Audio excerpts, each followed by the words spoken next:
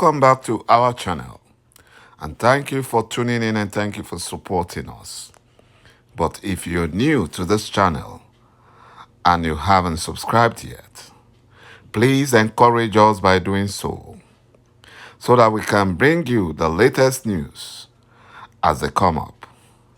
And together, we shall support our great leader, Mazi Nnamdi Kanu, IPOB, and Eastern Security Network to make our Biafran dream a reality. Ise.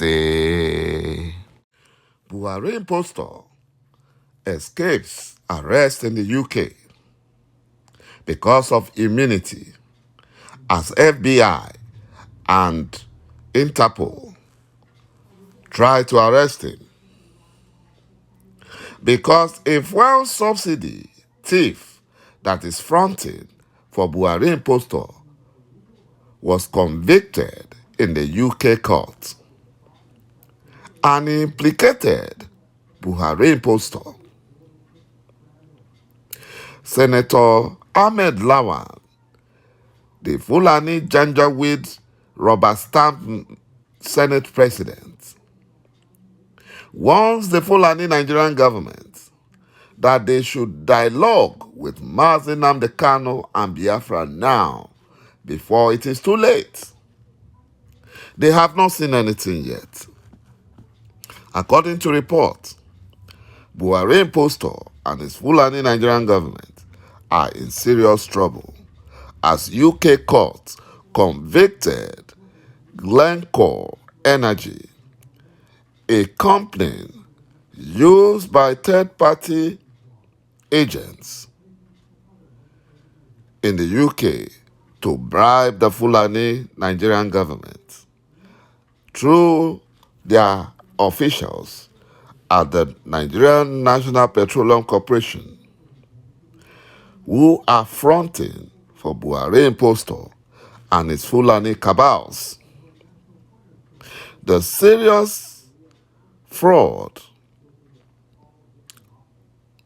office attorney Alexandra Hurley testified in court. It was immunity that saved BUHARI impostor. He would have been arrested. He would have been arrested. Just the same way they arrested Senator Ike Ekweremadu. But his immunity saved him. The rubber stamp Nigerian Senate president, a Fulani Janjaweed, Ahmed Lawan, has warned the Fulani Nigerian government to address secession agitation in Nigeria now because Fulani Janjaweed won't survive it if Biafra and Yoruba nations both leave the zoo called Nigeria. The Fulani Janjaweed Lawan told fake BUHARI the bitter truth that marginalization is the primary reason for secession calls, and he asked the fake BUHARI not to listen to the Minister of Injustice, Abubakar Malami, and his security chiefs because the Fulani Nigerian government failed in court, and they also failed with the use of force to quench secession. Rather, it embodied the freedom fighters the more.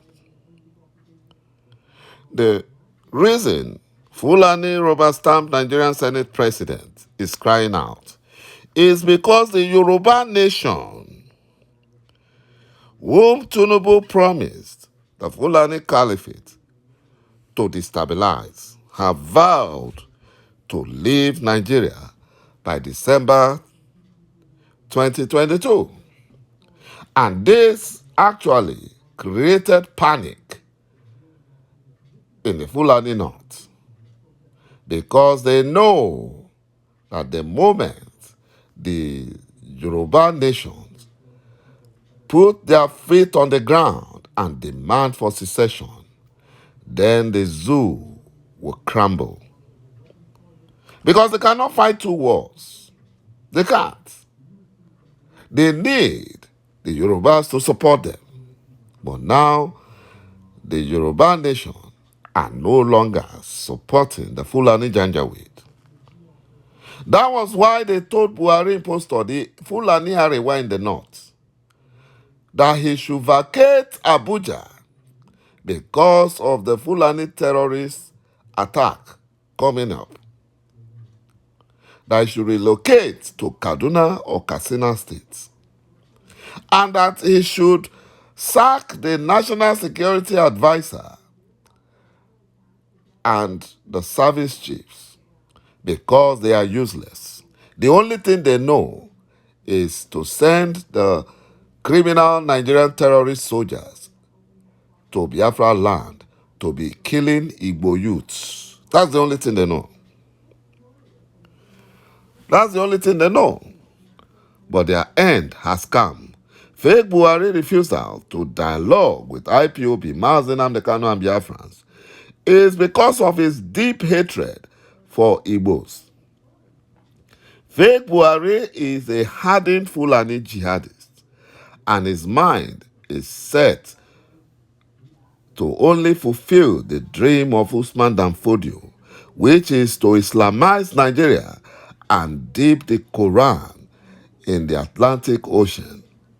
And fake Buhari sees Biafrans, especially Ndibo, as the obstacle in fulfilling this Fulani Janjaweed dream. They will never fulfill that dream. They will never.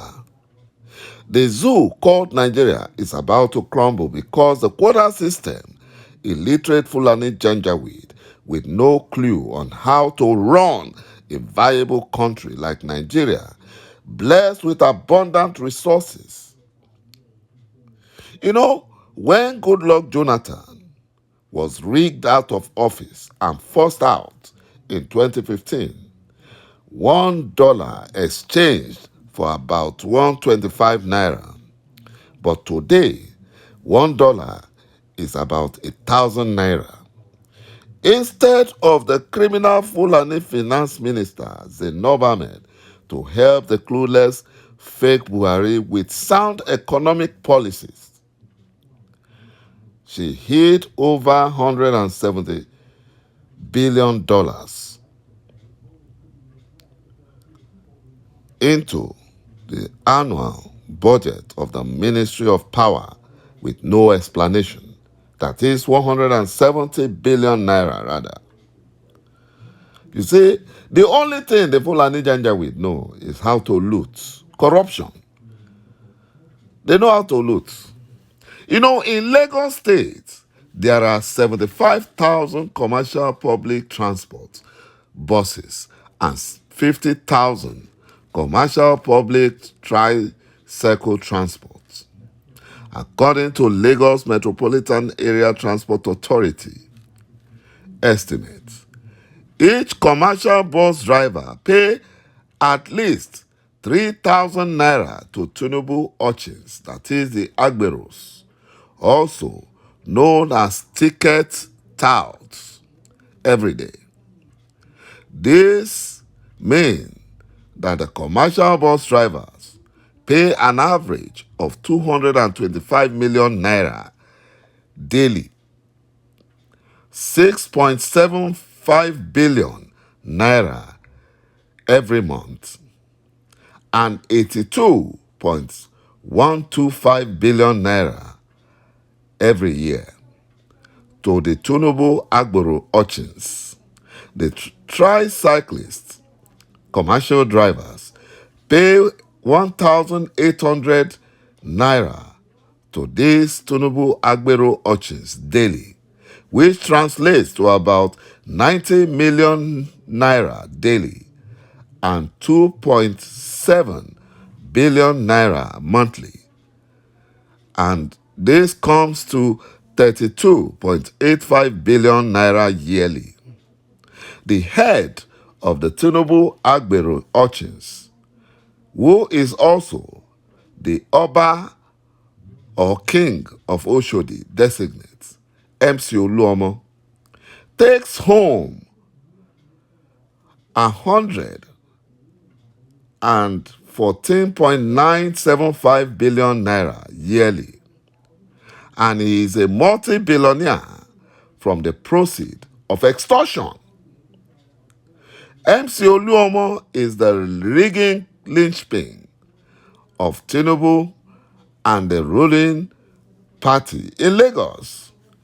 Tinubu, who created and benefits from this broad daylight robbery, wants to be the president of the zoo.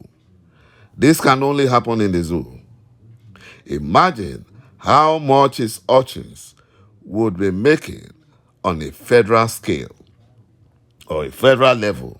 If they can make 114.95 billion annually in the state, Lagos State alone, imagine what they will make at the federal level.